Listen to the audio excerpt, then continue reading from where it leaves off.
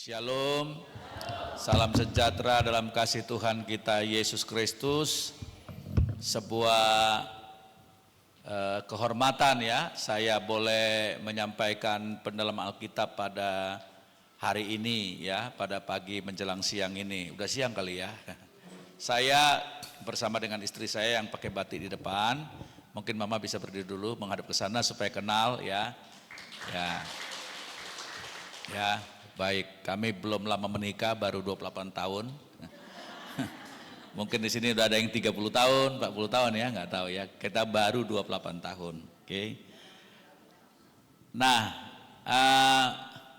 ibu-ibu, istri saya juga sering melayani firman di kebaktian umum maupun kebaktian WBI ya. Jadi kebetulan ini ada waktu. Bapak, kok bapak ibu lagi? Ibu-ibu pada ada juga bapak ya. Sebenarnya beberapa bulan lalu saya juga menyampaikan pendapat Alkitab di kebaktian pria ya, sekarang wanita gitu ya. Kita akan melihat pelajaran mengenai malaikat ini ya. Nah, Bapak Ibu, saya agak surprise ketika ketika diminta untuk membahas mengenai malaikat. Karena apa? Karena jarang sekali. Mungkin ya, saya bisa salah. Mungkin ini WBI di sini merupakan satu-satunya WBI yang membahas malaikat mungkin ya dalam ibadah WBI-nya gitu ya. Biasanya mengenai keselamatan, mengenai Tritunggal dan seterusnya. Nah, padahal banyak sekali ayat-ayat yang berbicara tentang malaikat. Nah, malaikat ini sudah tentu tidak asing lagi kita dengar, bahkan telah digambarkan di dalam banyak karya seni ya. Kadang-kadang kalau kita lihat ya, ada rumah yang gede sekali, ada tamannya, di situ ada malaikat gitu ya kan. Lalu di kartu ucapan selamat ada malaikat gitu ya. Lalu di persimpangan jalan ada malaikat gitu ya. Lalu di banyak ukiran-ukiran juga ya kan, malaikat gitu ya. Nah, tapi banyak penggambaran yang salah ya. Kita selalu menggambarkan malaikat itu seperti anak kecil gitu dengan sayapnya di belakang gitu ya. Lalu ada juga dengan perempuan misalnya seperti gambar ini ya, dengan sayap gitu ya. Tapi sebenarnya dalam Alkitab itu lebih bergender maskulin sebenarnya malaikat. Dan nanti kita akan melihat sebenarnya malaikat itu banyak yang seram-seram, ada yang kepalanya 4 sayap berwajah sapi, singa, manusia, terus serigala gitu ya, dengan sayap yang banyak sekali. Tapi anyway, kita akan mencoba melihat satu bagian firman Tuhan ya. Ya, mudah-mudahan bisa ini ya. Ya, enggak sampai ya, udah. Oke, dikatakan mari kita baca bersama-sama 3, 2, 1. Bukankah mereka semua adalah roh-roh yang melayani, yang diutus untuk melayani mereka yang harus memperoleh keselamatan, gitu ya. Nah, Bapak Ibu, mungkin bisa dibantu next ya. Bapak Ibu, kita tahu bahwa dalam ajaran Kristen malaikat itu dipahami makhluk spiritual yang diciptakan oleh Allah ya. Dia bahkan banyak penafsir mengatakan sebelum semuanya diciptakan alam semesta ini, Tuhan pertama-tama menciptakan malaikat ya. Dan malaikat itu adalah sebenarnya messenger atau pembawa pesan, juga perantara manusia dan Allah. Nah, Bapak Ibu, kalau saudara mendengar kata malak ya, malak Yahweh, sebenarnya itu adalah malaikat Tuhan, malak ya. Nah, jadi sebenarnya itu adalah pembawa berita, pembawa pesan, nah, messenger ya. Bahkan kadang-kadang kita melihat di dalam nanti perjanjian lama ada semacam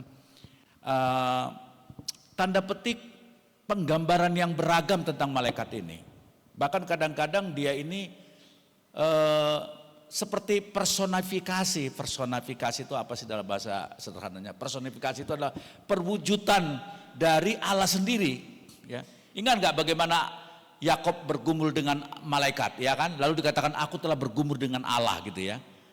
Konon juga dikatakan bahwa malaikat itu dalam perjanjian lama adalah suatu wujud daripada Yesus Kristus gitu yang ditampakkan. Tetapi itu disebut dalam bahasa Alkitab itu adalah teofani. Mari bersama-sama saya katakan teofani. Theo itu artinya Tuhan, fania itu ada penampakan. Jadi penampakan Tuhan. Ya. Tapi agak confused karena dia bukan untuk disembah. Ya. Malaikat itu ciptaan. Tapi pada momen-momen tertentu dia adalah pernyataan Allah, seperti misalnya malaikat yang tiba-tiba nongol di perapiannya Sadrak, Mesak dan Abednego, atau tiba-tiba malaikat itu datang dalam wujud peristiwa-peristiwa para nabi di mana Tuhan menampakkan dirinya lalu mengatakan aku telah melihat Tuhan gitu ya. Nanti kita akan lihat ya. Jadi yang kita ketahui adalah bahwa mereka itu digambarkan memiliki sifat-sifat yang bijaksana, kuat, suci, dan juga di dalam karya seni dan sastra itu bentuknya seperti manusia bersayap seperti itu ya. Nah, tetapi sebenarnya walaupun banyak sekali dalam Alkitab bicara mengenai malaikat, tapi sering sekali kurang diajarkan atau kurang kita pelajari ya. Saudara, dalam sekolah teologi, sekolah pendeta, ini satu mata kuliah yang namanya angelologi. Angelologi itu yaitu angeloslogi. Angelos itu malaikat. Jadi ada satu semester khusus belajar, sebenarnya kadang-kadang dibahas dalam bukan hanya malaikat tapi roh-roh gitu. Sehingga dalam mata kuliah angelologi itu dibahas itu dua, yaitu malaikat dan roh jahat. Ya, karena dia spiritual being atau keberadaan rohani ya. Jadi ini satu semester. Saudara tahu berapa kali pertemuan kalau kuliah satu semester itu? 16 kali pertemuan. Tadi saya dikasih tahu 50 menit aja Pak katanya. Jadi saya kalau ngajar 2 jam kali 16 kali pertemuan berapa jam itu? 32 jam, 300 berapa? Jadi 20 jam bahas sebenarnya malaikat ini. Di kampus itu 320 jam itu katakan bagi dua dengan roh-roh gitu ya. Dengan masalah roh-roh berarti 320 jam dibagi dua berarti berapa? 160 ya, 160 jam hanya bahas malaikat. Tapi mudah-mudahan 50 menit bisa diatasin. Ya, oke. Jadi dan malaikat juga punya peran penting dalam membimbing, melindungi pribadi atau individu serta melaksanakan kehendak Allah di bumi ini ya. Next. Dan kalau kita lihat saudara, nah di dalam Alkitab ada 273 kali di dalam 34 kitab dalam Alkitab. Ada berapa saudaraku jumlah kitab kita dari PL sama PB berapa? Berapa? 66 kitab ya. Artinya tidak semua kitab ada menyinggung soal malaikat, maksudnya begitu. Tapi 34 juga udah banyak ya. Udah banyak. 108 kali dimention di dalam perjanjian lama, sementara di dalam perjanjian baru 165 kali. Itu artinya kalau sampai begini banyak, berarti ini topik yang sangat penting sekali ya. Nah, sekarang kita akan belajar asal usul daripada malaikat ya, asal usulnya ya. Sorry. Sebelum ini, ya ini dia. Oh ini bisa nih. Next. Apa saya yang klik apa yang di sana tadi ya? Coba saya klik dulu ya. Saya dulu ya. Oh bisa ini berarti ya. Oke. Nah, kita lihat dari mana asalnya ya. Tentu kita tahu bahwa tidak ada satupun makhluk di dunia ini yang tidak diciptakan oleh Tuhan. Ya. Jadi ketika kita bicara penciptaan itu larinya ke Kejadian pasal 1 ayat 1 ya. Kenapa? Kalau sempat ada makhluk yang diciptakan oleh Tuhan itu maksudnya yang tidak diciptakan oleh Tuhan, maka akan berbahaya kan? Di dunia ini tidak ada satupun yang keberadaannya itu tidak diciptakan, tapi semua diciptakan ya. Kalau kita lihat juga di dalam ini Alkitab saya di sini aja. Nehemia pasal 9 ayat 6. Coba kita lihat bersama-sama ya. Nehemia pasalnya yang ke 9 ayat yang ke-6 dikatakan begini.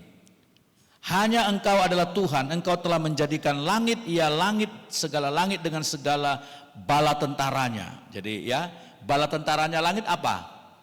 Atau dalam bahasa Inggris host of the heavens, angels ya, atau malaikat ya.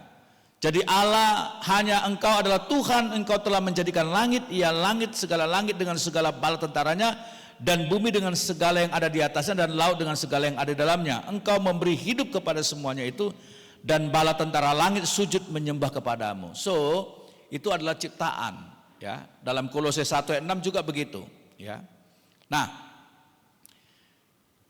metode kemunculannya itu adalah bukan datang dengan sendirinya, bukan ujuk-ujuk malaikat itu nongol atau katakanlah berada gitu ya. Dia adalah diciptakan oleh Tuhan. Oke. Kemudian Matius 22 ayat 30, mereka itu tidak beranak pinak ya. Jadi malaikat itu tidak bertambah karena bukan makhluk yang berkembang biak ya. Maka saudara, saya tiba-tiba ingat apa sih sebenarnya perbedaannya malaikat, manusia dan binatang terkait dengan cinta dan seks ya. Tahu nggak bedanya dalam hal cinta dan seks antara manusia, binatang dengan malaikat? Bedanya begini dan persamaannya begini. Manusia punya cinta, malaikat punya cinta atau adalah punya kasih, punya cinta, tapi nggak punya seks. Jadi malaikat itu tidak punya seks sehingga nggak berkembang biak. Itu malaikat. Ada cinta tapi tidak punya seks. Oke. Binatang punya seks tapi nggak punya cinta. Tapi manusia punya kedua-duanya. Ngerti nggak? Manusia punya cinta dan seks. Oleh karena itu kalau motivasi orang menikah itu hanya karena cinta bukan seks, dia bukan manusia, dia malaikat. Kalau ditanya, kau mau menikah? Iya. Motivasimu menikah apa? Karena seks ya? Oh enggak, saya hanya cinta saja. Nah, berarti itu tidak usah diberkati orang itu. Kenapa? Karena dia malaikat. Atau gini, kau mau menikah ya? Iya. Apa motivasi menikah? Karena seks ya? Iya, aku udah gak sabar malam pertama. Aku menggebu-gebu, aku pingin melakukan seks. Berarti dia tidak lebih daripada Anda yang bilang bukan saya ya.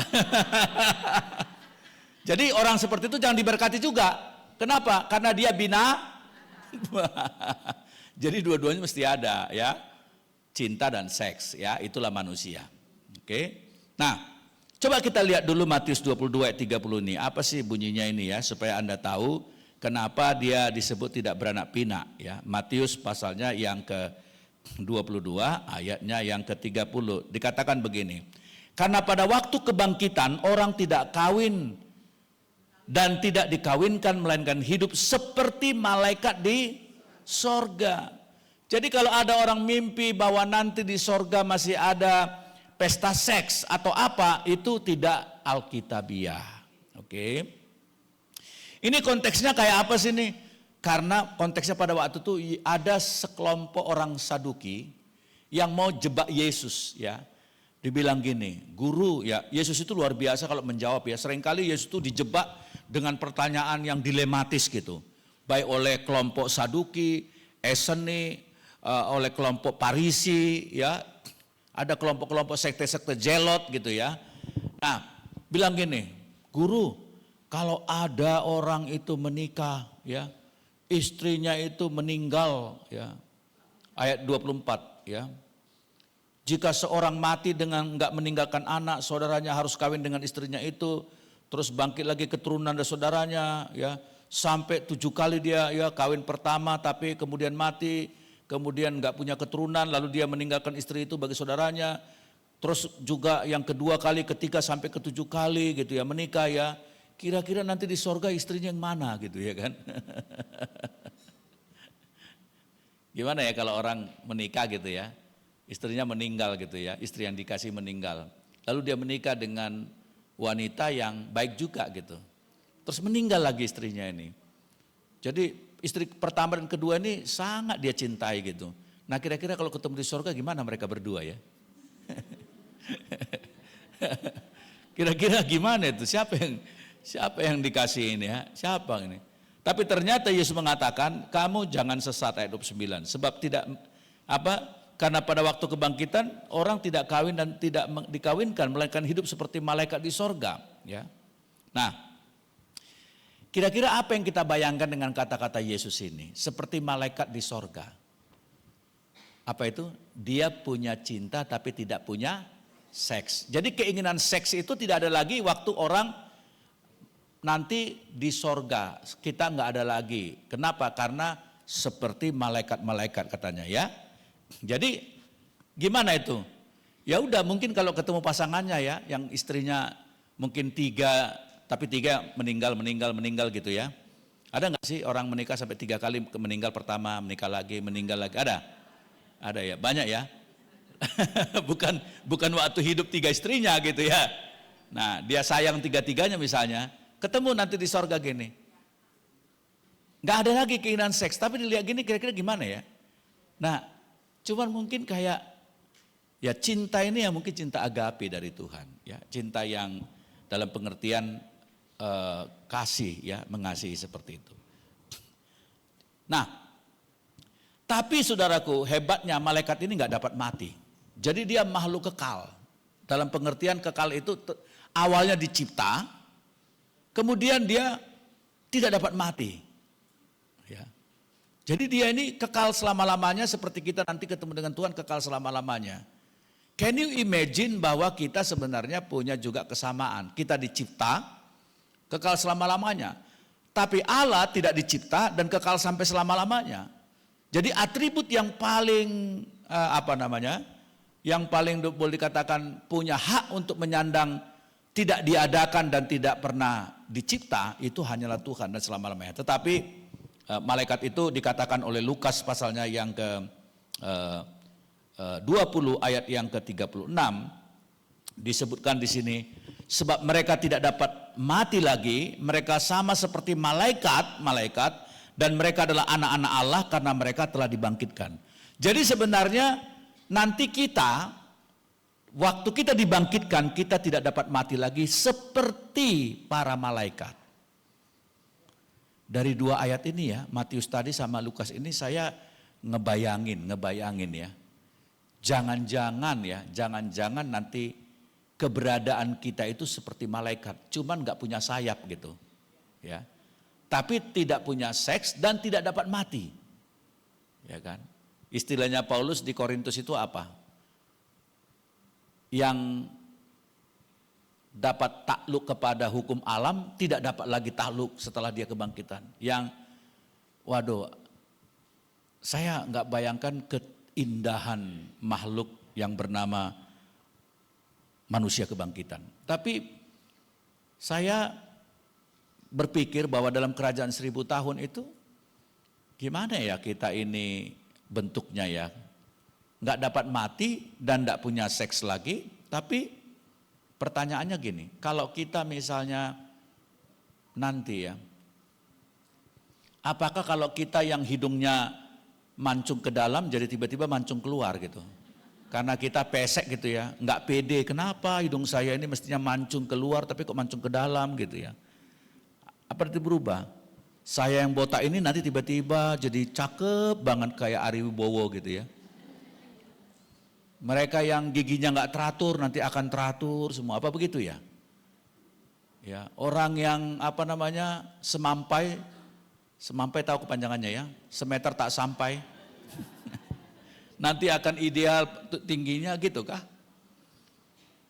Tapi kalau kita melihat bagaimana tubuh Yesus pasca kebangkitan, setelah kebangkitan, enggak ada itu perubahan tubuhnya Yesus itu sebenarnya. Cuman dia dapat tembus ruangan, terus tiba-tiba kaget murid-muridnya, dia berjalan di Danau Galilea. Di Danau Tiberias. Ya. Nah itu mencengangkan, tiba-tiba muncul di tengah laut begitu ya. Mungkin kita nanti kalau sudah punya tubuh kemuliaan seperti malaikat, kita ini bisa tembus tembok kali ya, gitu ya. Tiba-tiba bisa kemana-mana gitu ya. Bisa terbang tanpa sayap kah atau bagaimana? Masih misterius ya. Nah, apa tujuan malaikat ini? Banyak tujuannya. Pertama-tama disebutkan memuliakan Kristus. Ya. Ada dua lagu yang lama sama yang baru, lagunya gini. Yang lama dulu apa yang baru dulu mau saya nyanyikan? Yang lama ya. Bersama malaikat di surga, nyanyikan kidung pujian,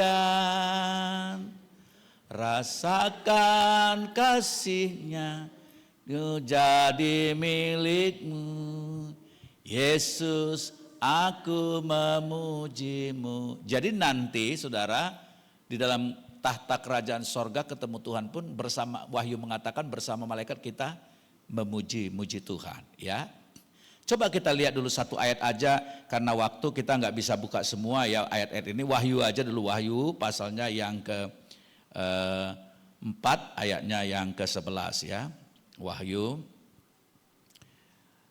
pasalnya yang ke-4 ayat yang ke-11 ya. Ya Tuhan dan Allah kami, Engkau layak menerima puji-pujian dan hormat. Sebab Engkau telah menciptakan segala sesuatu dan oleh karena kehendak-Mu semua itu ada dicipta. Ini juga ada lagunya kan? Ya Tuhan, Tuhan kami, mulialah nama-Mu, nama-Mu gitu ya dan seterusnya ya. Kalau yang baru tahu nggak yang ada kata malaikatnya? Tadi kan lagu lama kan? Bersama malaikat di surga. Kalau yang baru apa? When the angels cries, holy, all creators. Apa? Creators? Saya nggak tahu seterusnya itu. You are lifted high, holy, holy forever. Kok suara saya malah tambah pelan ya? Mana pemain musiknya tadi? Sudah terjadi pengangkatan kah? Udah nggak apa-apa Bu, nanti aja Bu. Kalau begitu karena sudah keluar nanti aja di akhir aja kita nyanyikan lagu ini ya. Ya kan ada gitu lagu ya. When the angels cry, holy, all creators come, holy, you are lifted high, holy, holy forever. Itu kalau pertama kali lagu itu muncul, saya tuh merinding loh, penuh dengan ketakjuban. Ini merinding beneran, karena ada orang di kuburan juga merinding kan gitu. Tapi beda, merinding yang betul-betul mengalami dalam bahasa Inggris itu mengalami kekaguman ya. Oke. Dan berikutnya, ya. Tadi apa namanya? Oh ini udah nanti aja nih setelah apa ya. Berikutnya PowerPoint-nya, kita melihat kodratnya malaikat itu keberadaan mereka adalah roh ya. Jadi dia adalah spiritual being atau keberadaannya roh ya. Next. Dia bukan ya ini dia ya. Oke. Jadi saudara-saudara malaikat itu adalah makhluk roh yang nggak bisa kelihatan ya. Karena dia roh maka makhluk ini nggak kelihatan sama kita. Walaupun ada pengalaman-pengalaman orang waktu berjumpa dengan Tuhan dia melihat malaikat Tuhan. Ya. Tapi bentuknya itu kita nggak tahu. Yang jelas dia tidak terbuat dari daging dan darah, tapi makhluk roh. Dan jumlah mereka itu tidak terhitung banyaknya. Ya. Tapi khusus untuk yang namanya serafim sama kerubin nanti kita lihat jumlahnya tidak banyak. Ya. Jadi berapa jumlah malaikat? Tidak terhitung. Di dalam kitab Wahyu pasal 5 ayat 11 dikatakan berlaksa-laksa. Saya nggak tahu pengertian bahasa Indonesia laksa itu berapa sih? Tapi dalam bahasa Inggris 10,000 of thousand, ya, berarti jutaan, ya. Kalau waktu saya persiapan ini ya, kenapa kita ini seringkali nggak menyadari ada malaikat di sekitar kita, menjagai kita, ya. Padahal kan jumlahnya kan mungkin miliaran malaikat kan. Tapi kita jarang berdoa gini, ya Tuhan kirimkanlah malaikatmu menjagaku malam ini. Kita cuma bilang apa? Tuhan Yesus biarlah engkau memberkati malamku ya.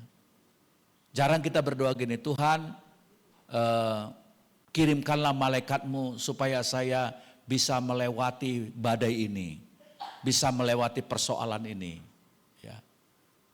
Padahal ini kan malaikat-malaikat ini berfungsi untuk apa?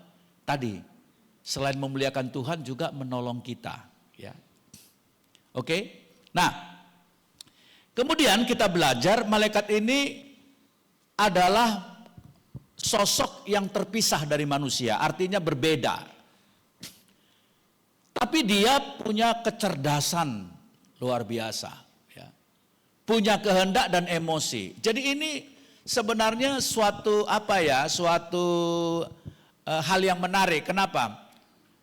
Di satu sisi dia bukan being, bukan keberadaan yang seperti kita. Kita ini dikatakan diciptakan segambar dan serupa dengan Allah. Maksudnya itu apa? Yaitu kita ini punya yang namanya emosi, punya kehendak, punya juga kecerdasan intelektual seperti Allah. Oke. Kita ini makhluk relasional juga. Jadi tingkat kecerdasan kita itu sebenarnya refleksi atau gambaran dari Allah sendiri. Karena kita diciptakan segambar. Dalam arti yang lain yaitu imago Dei itu peta dan teladan Allah. Nah, tapi uniknya bahwa ternyata malaikat juga punya kecerdasan, punya kemauan juga, punya emosi juga ya. Tapi kecerdasan malaikat itu kira-kira sama nggak dengan kecerdasan manusia? Seperti apa kecerdasannya ya? Kalau kita melihat di dalam firman Tuhan, ya misalnya yang ditegaskan di dalam kitab yang tertera di situ, misalnya Daniel 9 ayat 21 dikatakan di sana bahwa sementara aku berbicara dalam doa, terbanglah dengan cepat ke arahku Gabriel, salah seorang malaikat ini. Dia yang telah kulihat dalam penglihatan yang dahulu itu pada waktu persembahan korban petang hari. Lalu ia mengajari aku dan berbicara dengan aku, Daniel, sekarang aku datang untuk memberi akal budi kepadamu untuk mengerti. Ya. Jadi saudara-saudara, ternyata kemampuan Daniel dalam menafsirkan mimpi itu berasal dari malaikat yang mengajari dia. Jadi saudara-saudara ayat 22, itu dikatakan bahwa datang memberi akal budi kepadamu untuk mengerti. Ya. Selama ini kalau kita berdoa bilangnya gimana? Tuhan, biarlah kiranya Roh-Mu yang kudus memberikan kepadaku pencerahan. Apa boleh nggak sekali-sekali kita berdoa, Tuhan kirimkanlah malaikat-Mu untuk memberikan aku akal budi misalnya. Ternyata bisa aja kan? Nah, sebagai makhluk yang boleh dikatakan dia tidak punya maksudnya dia berbeda dari manusia, tapi ternyata malaikat itu juga punya yang disebut dengan emosi, ya, emosi. Lukas 2:13, dan tiba-tiba tampaklah bersama-sama dengan malaikat itu sejumlah besar bala tentara sorga yang memuji Allah, katanya kemuliaan bagi Tuhan dan seterusnya. Jadi saudara-saudara, dia punya emosi dalam hal apa? Memuji Tuhan. Ya. Karena kalau kita memuji tidak terlibat emosi itu bukan memuji. Ya. Makanya kalau menyanyi itu kan penuh dengan perasaan, itu emosi ya.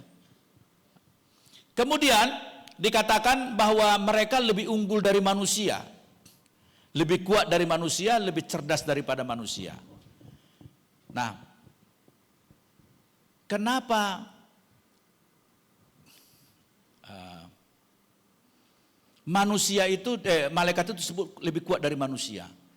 Karena tadi makhluk yang khas, yang unik, ya. Lebih cerdas daripada manusia. Ya, tadi ada pengertian. tetapi bisa memuji Tuhan. Saudara, tapi ada tapinya.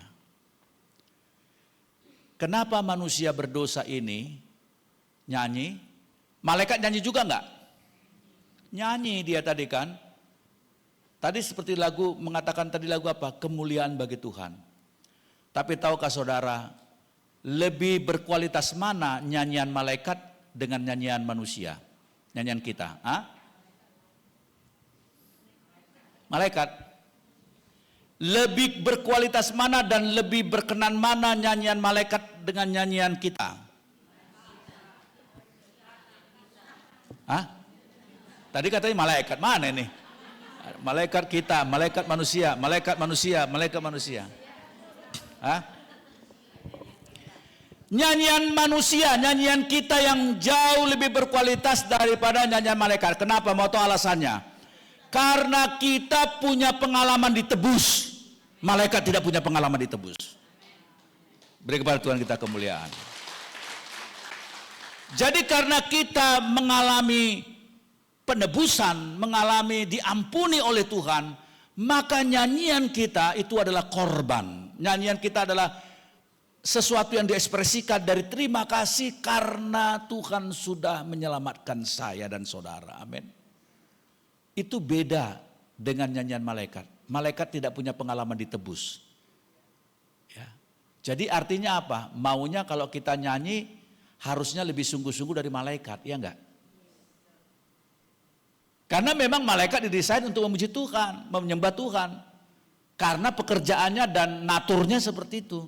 Tapi kita beda, saudara. Ya.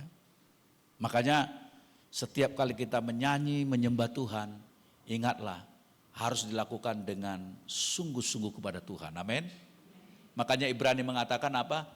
Bahwa itu adalah persembahan di mezbah Tuhan dengan buah bibir kita, dengan nyanyian kita. Oke. Nah, tetapi meskipun malaikat itu punya kekhususan lebih daripada manusia, tapi dia lebih rendah daripada Allah. Dia bukan omnipresent, alias dia tidak maha hadir. Dia bukan omnipotent atau maha tahu, bukan. Ya. Mereka juga bukan omniscience, maha tahu. Jadi kalau omnipresent, maha hadir. Omnipotent, maha kuasa. Omniscience, maha tahu. Jadi hanya Tuhanlah yang maha hadir, maha tahu dan maha kuasa. Amin. Ya. Tidak ada yang bisa mengambil atribut itu. Nah, saudara-saudara, next. Awalnya memang malaikat itu kalau bicara moralnya diciptakan tanpa kesalahan. Tapi kita tahu ada satu sosok Lucifer yang disebutkan sebenarnya adalah malaikat yang paling agung, tertinggi dan paling mulia dari seluruh malaikat. Tapi karena dia mau merebut tahta Allah dan menyamakan dirinya seperti Tuhan, sehingga dia dicampakkan ke bumi. Sehingga dalam istilah pemberontakan Lucifer ini, Lucifer telah jatuh di dalam dosa. Seringkali Lucifer digambarkan sebagai setan, kuasa jahat. Jadi sesungguhnya itu adalah morning star, ya, bintang yang unggul, malaikat yang agung, yang mulia gitu. Ya. Tapi ada juga malaikat-malaikat yang setia, yang kudus dan terpilih. Tapi ada juga malaikat-malaikat yang jahat, yang nanti dihukum oleh Tuhan. Istilah Paulus, roh-roh di udara, para roh jahat yang berupa kuasa-kuasa malaikat yang jahat, yang memberontak. Nah, sekarang kita belajar tentang beberapa ranking daripada malaikat. Ternyata malaikat juga punya ranking-ranking, ya. Yang pertama yang tertinggi adalah Michael. Ada yang di sini punya anak namanya Michael? Ya. Ada? Coba angkat tangan. Oh, ada ibu. Waduh. Puji Tuhan, ya. Semoga anaknya itu adalah seperti Allah karakternya. Amin. Kadang-kadang banyak pakai nama-nama Alkitab tapi kelakuannya Alhamdulillah. Bukan lagi Alkitab ya, kelakuannya alhamdulillah. Oke, tapi anak ibu pasti baik, amin. Nah, Michael itu artinya yang adalah seperti Allah, jadi yang tertinggi. Kalau kita baca firman Tuhan, Michael ini adalah menolong para malaikat yang lebih rendah. Wah, makanya dikatakan dalam bahasa Inggris archangel. Archangel itu ada penghulunya, ya, bosnya. Dan katanya nanti Michael ini akan berdiri membela Israel pada masa aniaya besar atau tribulasi pada akhir zaman. Ya. Dan kita nggak punya penjelasan berikutnya kenapa dalam Yudas pasal 1 ayat 9, karena hanya satu pasal ya, ayat 9, kok ada pertengkaran antara Michael dengan setan terkait dengan mayat Musa. Dan saya nggak tahu kenapa itu hanya kadang-kadang dalam Alkitab itu ada hanya satu pernyataan yang nggak punya referensi lagi tempat lain, kita nggak tahu ya. Dan Michael ini melawan setan di udara.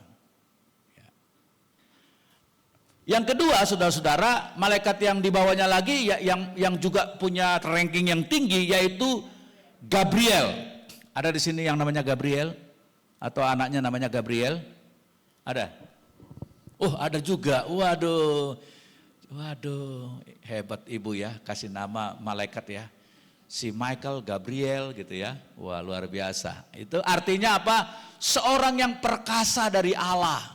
Wah, luar biasa ini ya. Mulai sekarang kasih tahu anak ibu, ya kamu perkasa gitu, amin. Nah, ternyata tadi kita baca dalam Daniel pasal 8, dialah malaikat Gabriel yang menjelaskan penglihatan kepada Daniel itu. Ya.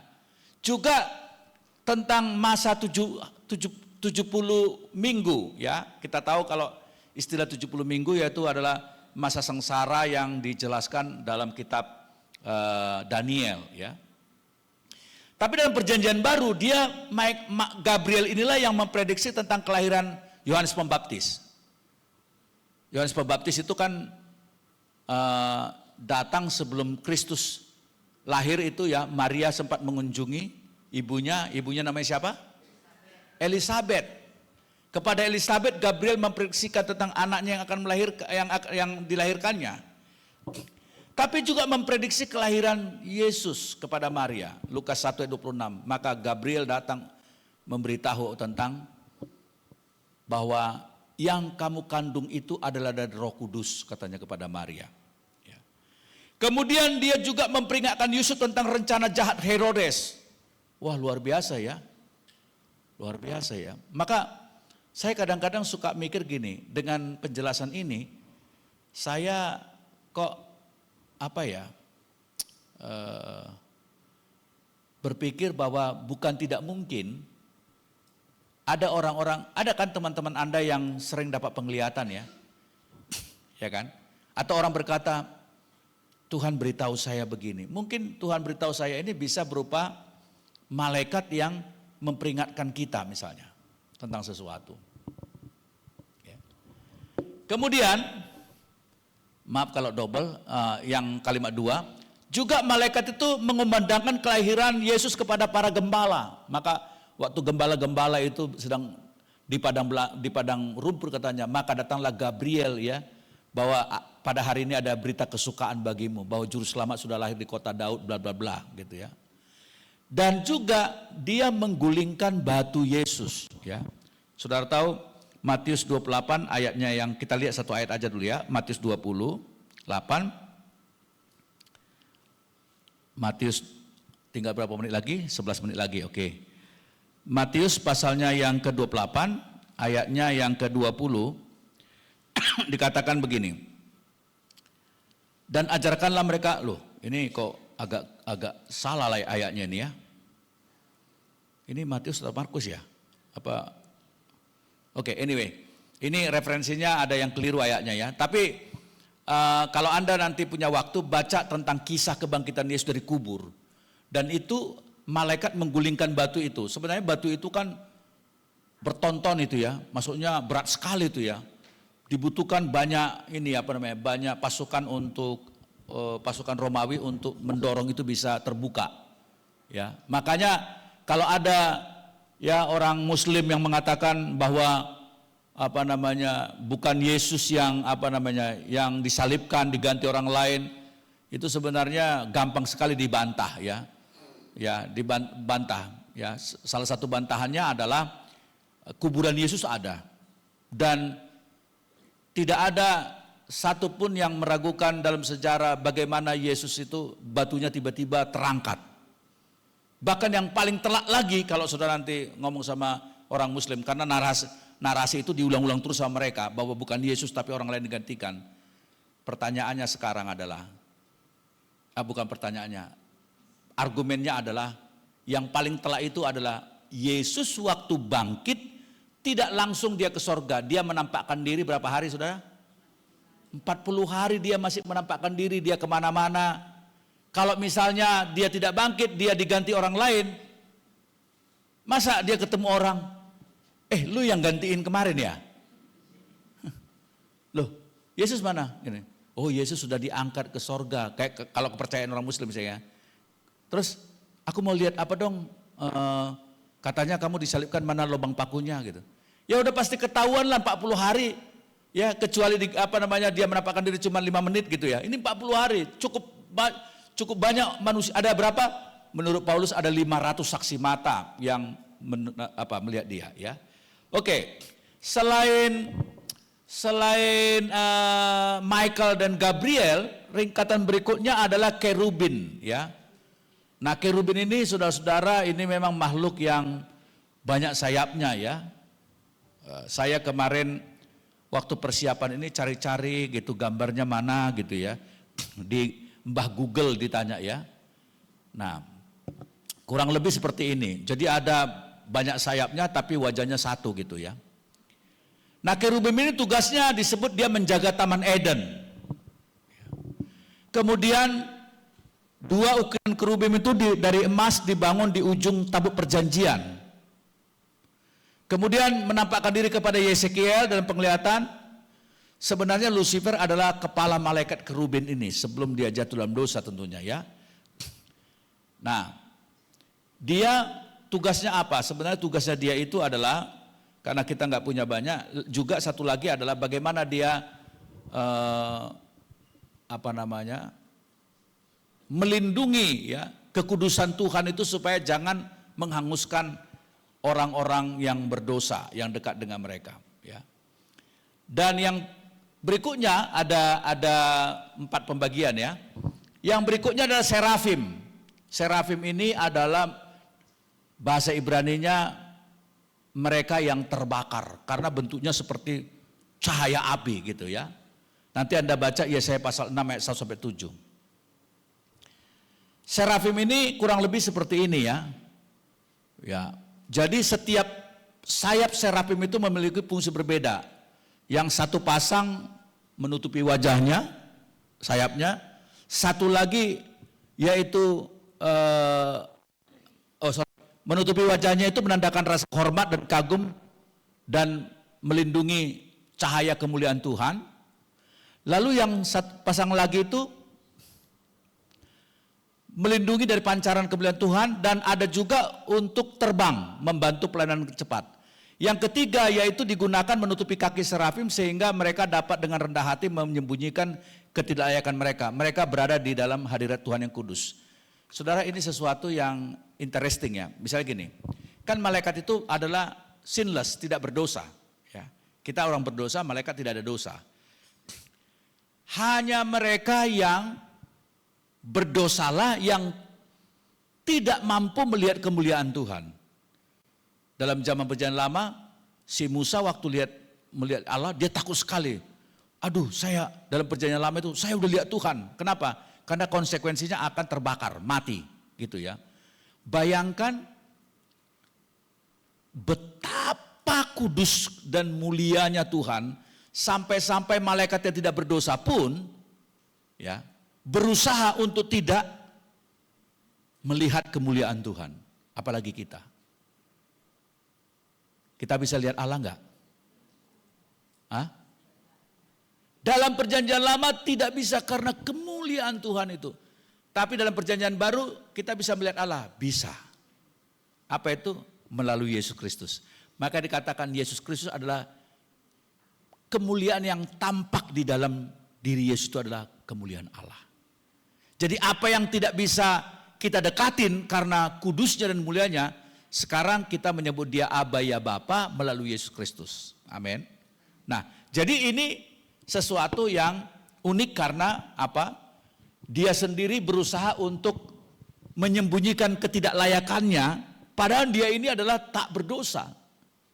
Wah, jadi saudara-saudara ini sesuatu yang luar biasa. Nah, yang terakhir saudaraku, Alkitab tidak menyebut namanya siapa, tapi dengan sebutan malaikat-malaikat yang memerintah. Ya, tentu berarti tadinya ada Lucifer, tertinggi tapi sudah jatuh. Kemudian Michael, baru Gabriel, kemudian kerubim, serafim, dan malaikat-malaikat yang memerintah. Nah ini barangkali kayaknya pion-pion yang disuruh-suruh ini. Ya, misalnya saya misalnya Gabriel ya. Lalu misalnya ada seorang ibu berdoa, Tuhan kirimkanlah malaikat-malaikat penjagain. Ya, oke, mana nih malaikat-malaikat? Ya. Tolong ibu itu mau pergi melihat diskon di mall, jagain coba. Keburu diskonnya tutup, misalnya. Ya kan? Kan ada ibu-ibu kadang-kadang, oh Tuhan, tolong Tuhan, aku buru-buru kok macet ini karena diskonnya jam 5 tutup Tuhan gitu. Kirimlah para malaikatmu Tuhan gitu kan. Datang Gabriel, hei sini. Coba temanin. Supaya lalu lintasnya agak lancar ibu itu, karena nanti khawatir diskonnya habis. Gitu. Gitu kan. Pernah nggak saudara sudah last minute diskonnya tiba-tiba, puji Tuhan, ternyata dapat juga barangnya gitu ya kan. Kan ibu-ibu paling nggak tahan kalau lihat tulisan sale gitu kan. Jadi memang ini malaikat yang memang disuruh-suruh ya. Nah makanya dia seringkali muncul ya, penampakannya itu banyak di sini ayatnya. Kita nggak punya waktu karena tinggal 6 menit lagi. Ini semua catat aja nanti. Kalau mau PowerPoint-nya bisa diminta sama bagian media. Nanti baca-baca di rumah lagi bagaimana penampakan mereka. Ya. Oke. Nah, pekerjaan malaikat yaitu menyembah Allah, mengawasi orang percaya, termasuk mengawasi supaya diskonnya nggak lewat tadi. Ya. Bersukacita karena pekerjaan Tuhan dan mengerjakan kehendak Allah. Jadi diperintah oleh Tuhan untuk mengerjakan perintah Allah. Nah, beberapa lagi ya. Nah, kemudian ada beberapa pekerjaannya. Pertama bagi orang percaya, ya, membebaskan. Coba kita lihat dulu Kisah Rasul 5 ayat 19. Ya. Apa yang dimasukkan dengan, jadi fungsinya malaikat itu bagi orang percaya dan bagi orang yang tidak percaya ada. Ya, bagi orang percaya, misalnya kita lihat Kisah Rasul pasalnya yang ke-5 ayat 19, membebaskan. Dikatakan di sini, tetapi waktu malam seorang malaikat Tuhan membuka pintu-pintu penjara itu dan membawa mereka keluar, katanya, pergilah berdiri di bait Allah dan beritakan seluruh firman hidup ini kepada orang banyak. Ini adalah pada waktu rasul-rasul itu ditahan ya, di penjara gitu ya, karena memberitakan Injil gitu. Nah malam-malam mereka dibebaskan ya. Sehingga pada waktu itu kaget kan para pengawal penjara itu kaget, kok tiba-tiba ya Paulus sudah keluar dari penjara, rasul-rasul itu sudah keluar dari penjara ya. Nggak ada rusak satupun gemboknya gitu ya. Ini luar biasa. Ini karena pertolongan malaikat. Di dalam pasalnya yang ke-12 Kisah Rasul 12 ayatnya yang ke-7 dikatakan begini. Tiba-tiba berdirilah seorang malaikat Tuhan dekat Petrus dan cahaya bersinar dalam ruangan itu. Malaikat itu menepuk Petrus untuk membangunkannya, katanya, bangunlah segera gitu ya. Maka gugurlah rantai itu dari tangan Petrus. Bayangin saudaraku ya. Ini luar biasa ya. Kalau saudara tidur misalnya tiba-tiba dibanguni oleh malaikat, ditepuk. Misalnya namanya Ibu Betty ya, ada nggak Ibu Betty sini? Hah? Ada? Ada, soalnya itu nama yang umum, Betty gitu ya. Beda-beda tipis. Misalnya, Ibu Betty, bangun. Ya, misalnya, udah kesiangan kamu, anakmu cepat antar sekolah gitu misalnya. Ya kan? Bisa jadi kan? Karena ini malaikat suka nepuk bahu soalnya. Kemudian saudaraku, next tadi, yaitu melayani umat Allah pada momen kematian. Wah, ini menarik ya. Coba kita lihat ini apa yang dikatakan Lukas pasalnya yang ke-16 ini. Kok malaikat melayani umat Allah pada momen kematiannya ya. Lukas 16 ayatnya yang ke-22. Dikatakan begini. Kemudian matilah orang miskin itu lalu dibawa oleh malaikat-malaikat ke pangkuan Abraham. Ini adalah Lazarus, siapa namanya? Ya orang kaya dan orang apa itu ya, orang miskin itu ya. Jadi rupanya malaikat dibawa. Ya, makanya ada yang dibilang gini, malaikat pencabut nyawa datang gitu ya. Kalau ini bukan mencabut nyawanya ini ya, tapi membawa dia kehadiratnya Abraham, ke pangkuan Abraham merupakan simbol kehadiratnya Tuhan. Jadi malaikat bawa kehadirat Tuhan. Jadi jangan ada satupun di sini yang punya pemahaman, awas lu nanti kamu dicabut lu nyawamu sama malaikat gitu ya. Enggak. Nanti kalau kita meninggal, kita dibawa oleh malaikat kehadiratnya Tuhan. Amin. Ke pangkuan Bapa di sorga, amin. Ya. Jadi ada juga memang orang jahat yang dipanggil Tuhan. Satu kali ada seorang bapak, umurnya 90 tahun, ditanya, "Kek, apa rahasianya umur panjang?" Dia bilang, "Karena saya budek, saya ini nggak bisa dengar. Jadi kalau malaikat pencabut nyawa panggil saya nggak dengar. Jadi saya umur panjang gitu ya." Jadi kalau saudara nanti dengar mau dipanggil pulang, pura-pura budek aja saudara. Nggak jadi dipanggil. Oke. Kemudian menghakimi musuh-musuh Allah. Misalnya dalam peristiwa Mesir, Asyur, orang Sodom. Lalu menghakimi bumi semasa aniaya besar. Kita dilindungi oleh Tuhan pada masa itu, turbulence ya. Ya.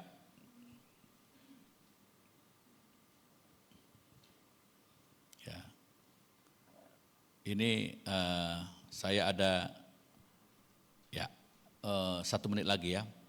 Nah, jadi saudara-saudara, itu tadi sebenarnya ada juga bagian, maaf ya, tadi ada sedikit nanti saya coba edit sebelum kasih kepada mereka. Tadi ada ayat yang salah sama juga yang ini tadi ya, yang ini tadi. Ini sebenarnya bercampur dengan di bumi buka kurung bagi orang yang tidak percaya juga ada. Jadi tapi isinya dicampur ya. Tapi sebenarnya ini ada 2 topik ini. Nah, bagi orang yang tidak percaya termasuk menghakimi musuh Allah dan menghakimi bumi ya. Tapi bagi orang percaya membebaskan dan melayani umat pada momen kematian. Ininya cuman ininya saja penjudulannya aja kelupaan di situ ya. Nah, yang terakhir saudara-saudara, nanti saya dengar katanya ada tanya jawab ya. Next. Bagaimana nasibnya malaikat ini? Nasibnya itu adalah kelak bahwa karena dia kekal, malaikat tetap berdiam di Yerusalem yang baru ya. Berarti apa? Berarti dapat kita simpulkan bahwa sesungguhnya kita akan bersama-sama dengan malaikat Tuhan. Selama ini kita kalau belum belajar malaikat ini kita apa? Kita selama ini pikir bahwa kita akan berdiam bersama-sama dengan Kristus.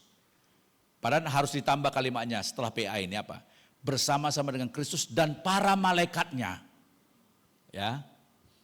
Kalau ada kebaktian penghiburan gitu orang kematian, kita selalu mengatakan dia sekarang sudah bersama-sama dengan Kristus.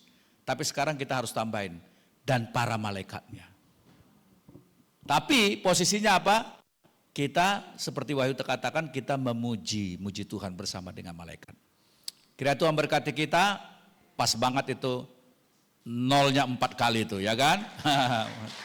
Oke, Tuhan berkati kita. Apakah ada pemandunya? Atau langsung aja? Ya, terima kasih Pastor untuk pemaparannya pada siang hari ini.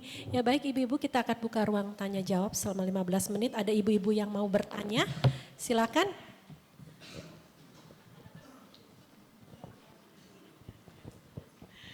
Selamat siang Pak, bagus banget khotbahnya. sharing yang disampaikan. Saya itu Pak ya, kalau mau ketemu langsung mata dengan malaikat itu kayaknya sulit. Tapi saya, maaf ya, mungkin saya harus ceritakan pribadi saya. Waktu saya lahir baru, saya itu melihat dalam roh, dalam keadaan tidur saya, itu malaikat datang memberkati saya dari tidak ada menjadi ada sampai hari ini. Itu saya percaya malaikat yang sesungguhnya yang dikirim oleh Tuhan untuk saya. Jadi doa saya nggak pernah selama kejadian itu saya berdoanya tidak melibatkan Tuhan Yesus. Tapi saya bilang, Tuhan Yesus, saya percaya Engkau pasti mengirimkan malaikat-malaikatmu untuk menolong kami dan menyelamatkan kami seisi keluarga. Dan aku percaya itu kalau malaikat datang pasti melalui roh alam gitu. Salah satunya mimpi gitu. Tapi kalau lihat mata sendiri, saya percaya adalah teman-teman kita yang di sekeliling kita, yang menolong kita di dalam keadaan kesulitan kita, itulah malaikat yang tak bersayap yang kita lihat. Terima kasih. Ya, jadi itu bisa benar karena gini, karena banyak sekali kita baca dalam peristiwa-peristiwa di dalam Alkitab, baik Perjanjian Lama maupun Perjanjian Baru, bahwa malaikat itu adalah lebih banyak berperan sebagai suruhan Tuhan untuk kepentingan-kepentingan kita, ya. Misalnya kita lihat tadi ya, dalam hal membebaskan yang di penjara, ya, dalam membawa rohnya si orang miskin itu ke pangkuan Abraham, lalu dalam hal menggulingkan batu. Jadi sebenarnya kalau kita berdoa, Tuhan tolong saya, sebenarnya bukan tidak mungkin melalui malaikat-malaikatnya Tuhan bekerja, gitu ya. Nah makanya di dalam peristiwa-peristiwa yang terkait dengan malaikat, memang kita ketahui itu adalah personifikasi dari Allah sendiri, artinya wujud daripada Allah sendiri, penampakan Allah sendiri ya. Tapi tadi Bu, jangan disembah, malaikat tidak untuk disembah ya, karena dia adalah ciptaan, tapi dia makhluk yang luar biasa, punya kecerdasan, punya emosi, punya kehendak, sehingga boleh dikatakan kita hanya punya satu perantara, yaitu Yesus Kristus, tidak ada perantara yang lain, tetapi kita bisa melakukan mungkin ya kita perlu sedikit tambahin doa-doa kita mulai sekarang, karena nggak kebetulan kita belajar mengenai malaikat, karena ternyata banyak sekali dijelaskan mengenai Alkitab, dalam Alkitab.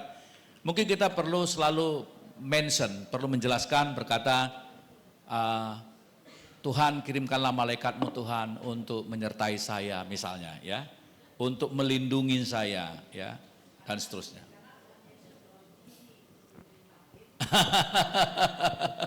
Tuhan Yesus terlalu tinggi di perintah-perintah ya. Oke, terima kasih. Baik, cukup mengerti ya Ibu ya. Ya baik, berikutnya ada yang mau bertanya, silakan, waktunya masih ada. Ada ibu-ibu?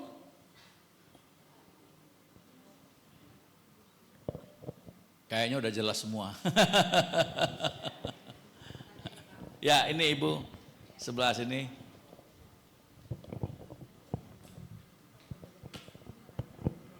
Iya, mau nanya Pak, mungkin juga bisa mewakili ibu-ibu yang hadir. Kalau di Alkitab kan gak dijelasin kapan waktu penciptaan malaikat itu ya Pak ya. Malaikat itu diciptanya kapan gitu kan. Dan kalau pertanyaan secara awam, saya pikir itu di tempatnya di mana ya kejadian itu gitu kan. Nah pertanyaan kedua, tadi seperti yang Bapak bilang bahwa malaikat itu ada ranking-rankingnya ya Pak ya. Kalau Lucifer itu tingkatan yang keberapa ya Pak ya? Karena yang kita baca Lucifer itu termasuk yang cantik, terus dipandang, dan dia punya power juga, punya kuasa ya. Sehingga ketika dia memberontak, dia bisa membawa sepertiga malaikat ikut serta dia juga ya Pak ya. Dan pertanyaan lagi yang ketiga begini Pak. Ini kan Lucifer atau iblis itu beserta dengan pengikutnya, mereka dilempar ke bumi. Berarti penyesatan-penyesatan yang terjadi di bumi yang membuat orang pada akhirnya menyangkal Yesus, termasuk mungkin yang menggerakkan adanya organisasi yang nantinya akan menciptakan tatanan dunia baru. Ini berarti bisa jadi adalah pekerjaan dari Lucifer dan pengikut-pengikutnya. Itu ya Pak, itu pertanyaan saya Pak. Ya menarik, jadi yang pertama dulu saya jawab bahwa tadi kan saya katakan bahwa malaikat adalah makhluk pertama yang diciptakan oleh Allah di bagian mana dalam Alkitab. Memang banyak penafsir merefernya itu ke Ayub pasalnya 38 ayat 4 sampai 7. Tapi ini diperiksa dari bahasa aslinya. Where are you when I laid the earth foundation? Di mana engkau ketika aku meletakkan dasar bumi? Tell me if you understand. Jadi ini dirujuk katanya ini adalah sebelum diletakkan dasar bumi, malaikat sudah ada. Ya. Nah, tentu tidak bisa memakai kata kapan. Kalau kapan itu sudah ada sejarah berarti. Tapi kan waktu baru ada setelah penciptaan. Jadi sebelum ada penciptaan tidak ada waktu, sehingga nggak bisa dikatakan kapan. Ya, di dalam kekekalan lah ya. Kan begitu, 24 jam itu baru ada setelah penciptaan. Namanya itu waktu, ya. Dalam pelajaran filsafat itu space and time ya, itu baru ada ketika ada penciptaan. Sebelum itu ya kekekalan lah ya di dalam waktunya Tuhan gitu. Nah, yang kedua, menjawab Ibu tadi, Lucifer itu tingkatannya ya tadinya harusnya itu adalah di atas daripada Michael ya. Karena dia dikatakan adalah malaikat yang sangat mulia, sangat tinggi, yang nyaris menyerupai Allah gitu. Kecerdasannya, tapi karena kesombongan dia jatuh. Jadi sehingga dia boleh dikatakan sudah tidak ada lagi dalam ranking itu, karena dia sudah digambarkan oleh Alkitab sebagai kekuatan roh jahat, ya, Lucifer ini. Nah,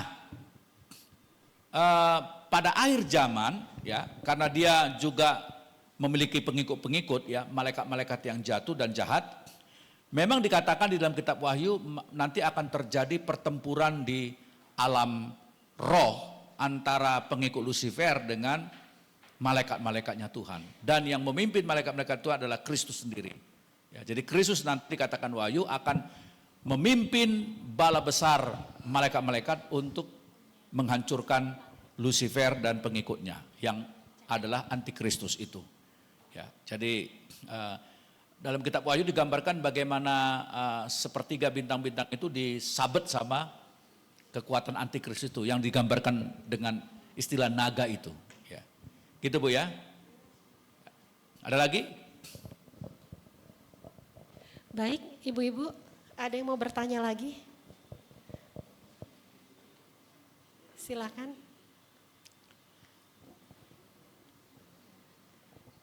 Ya, sama seperti pertanyaan dari mana asalnya dosa. Ya, tentu Allah bukan pencipta dosa.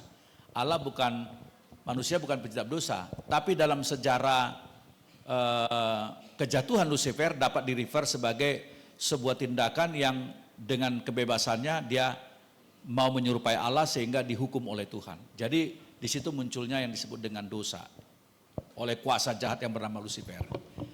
Baik, kalau tidak ada lagi saya serahkan kepada pengurus, mungkin ada pengumuman dan seterusnya. Atau kita berdoa dulu ya penutup ya. Atau masih ada? Enggak lagi ya? Ada yang mau bertanya ibu-ibu? Oh iya, masih silakan. ada ternyata.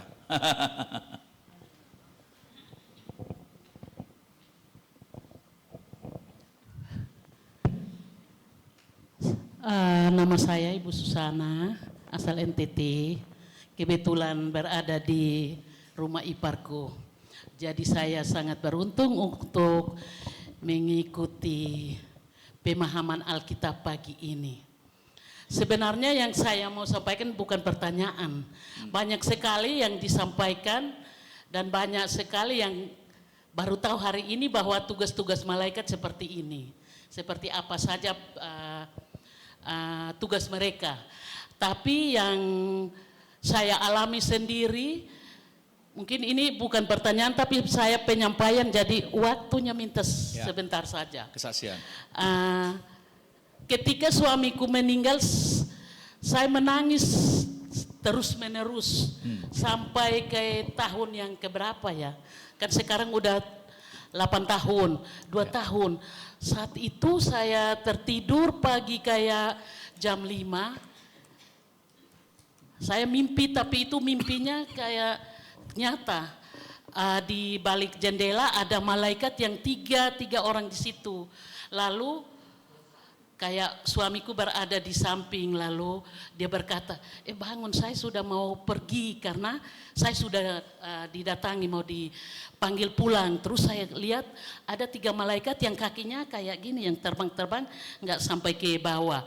Sejak itu saya berhenti menangis dan tidak, berarti suamiku berada di tempat yang Tuhan izinkan bersama Tuhan. Jadi saya mulai saat itu, dan saya bukan diingatkan tadi Pak Pendeta bilang tidak boleh tidak percaya, tapi memang saya sering berdoa, Tuhan kirimkan malaikatmu untuk menjaga sekeliling rumahku, anak-anakku, demikian. Ya. Dan yang kedua, Pak Pendeta mengatakan bahwa kita tidak melihat Allah secara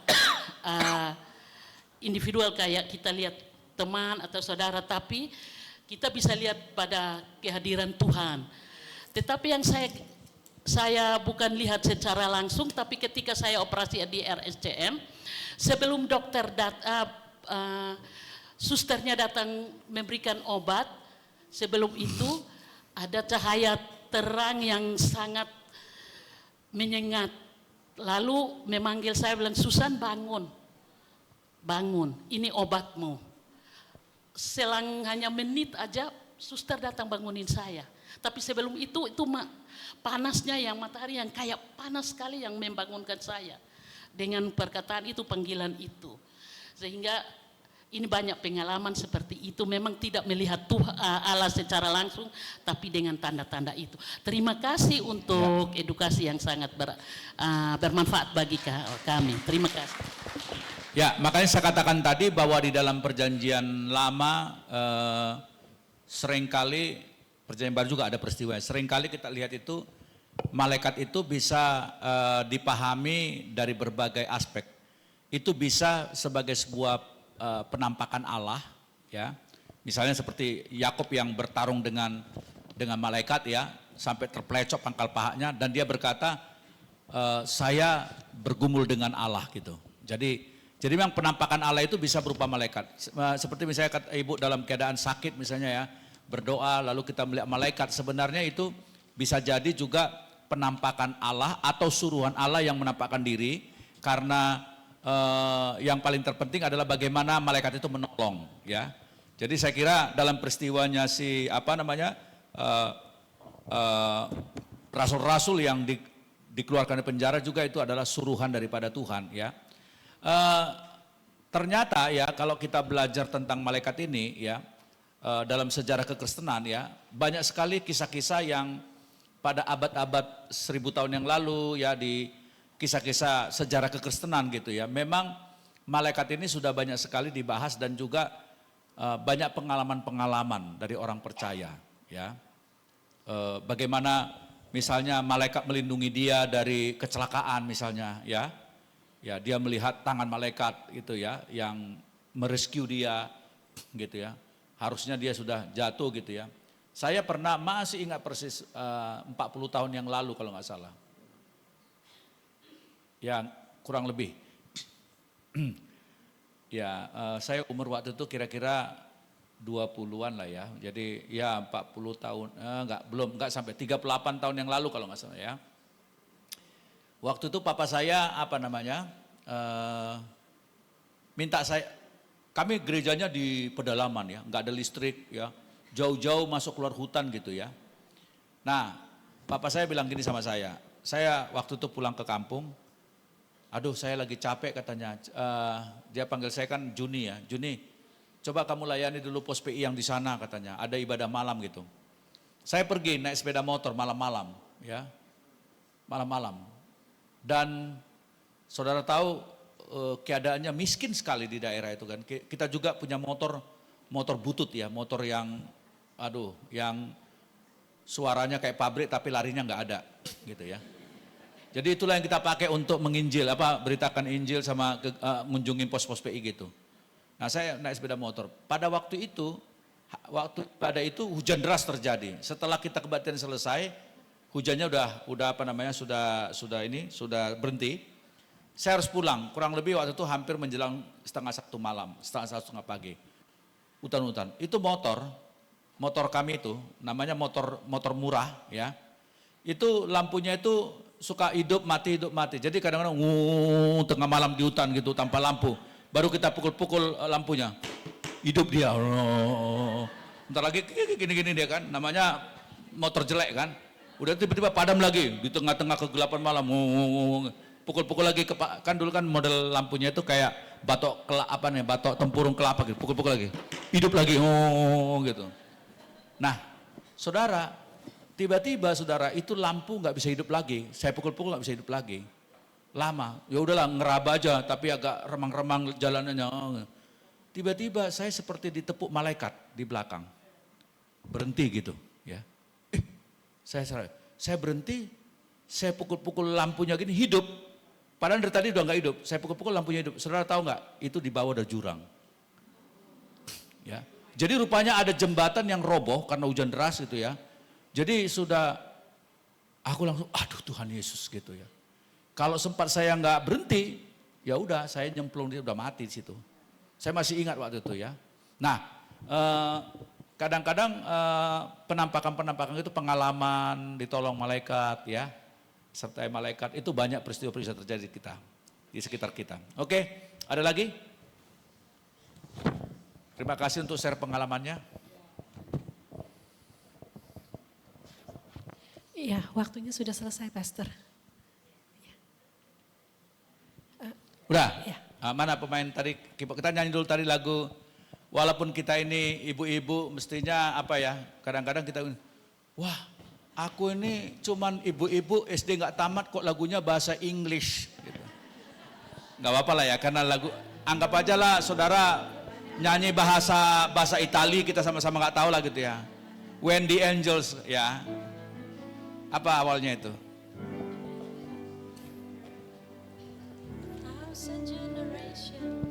Thousand generation. Itu kerendahan nggak ya? Bisa dibantu singer? Thousand generation falling down in worship to sing the song of ages to the Lamb.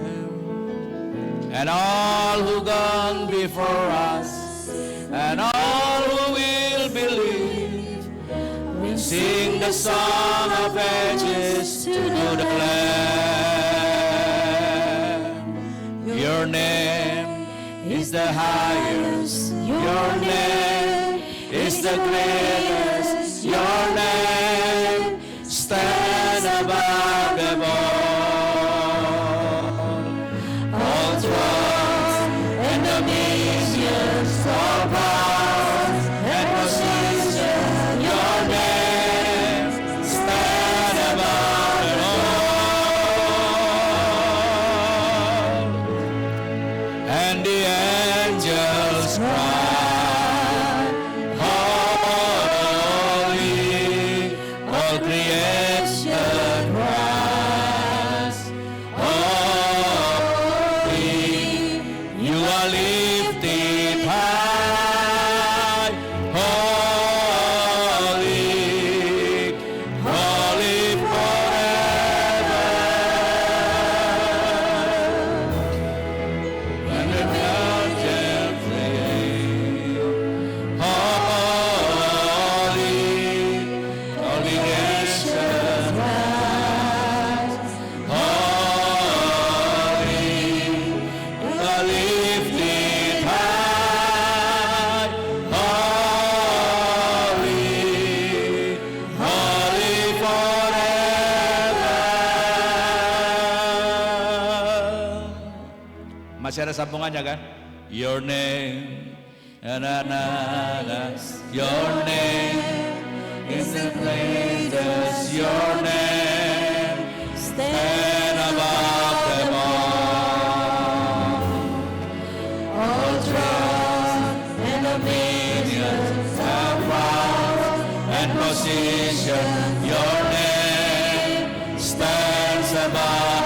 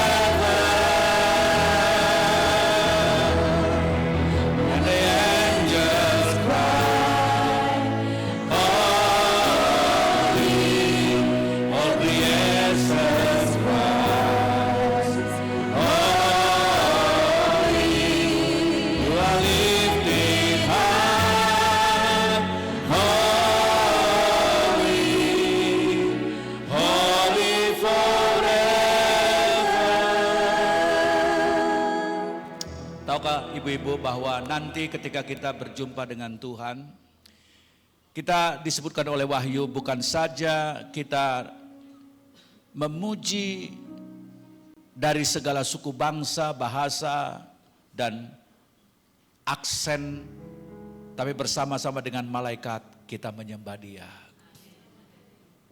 Sekali lagi kita nyanyi sebelum saya tutup dalam doa bersama malaikat di sorga.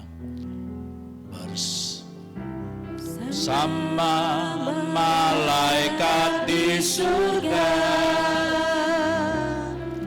nyanyikan kidung pujian, rasakan bagimu puja dan namamu, Yesus aku memujimu. Tanganku kuangkat, tanganku kuangkat padamu, masuk dalam hadiratmu, rasakan kasihmu, ku jadi milikmu, Yesus, Yesus, aku menyembahmu. Mari bangkit bersama-sama. Hosana, Hosana, aku memujimu. Haleluya, haleluya,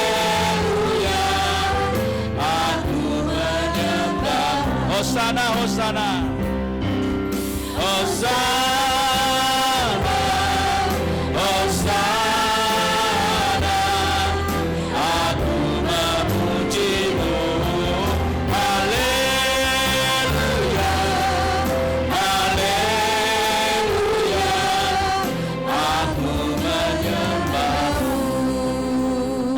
Bersama-sama. Terima kasih Tuhan untuk pendalaman Alkitab pada pagi hari menjelang siang ini ya Tuhan.